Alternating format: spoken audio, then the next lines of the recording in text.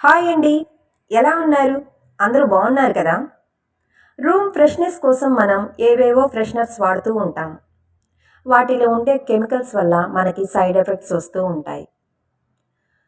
అలా కాకుండా నేచురల్‌గా సువాసనాభరితంగా గదిని మార్చుకోవాలంటే ఈ చిట్టి చిట్కా పాటించి చూడండి.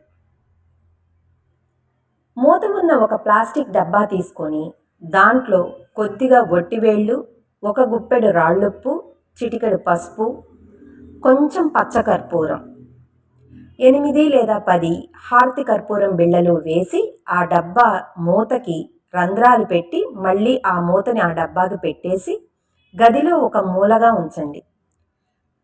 చిన్నపిల్లలు ఉన్నవారైతే వాళ్ళకి అందకుండా ఉంచండి. ఇలా చేయటం వల్ల గది సహజమైన సువాసనాభరితంతో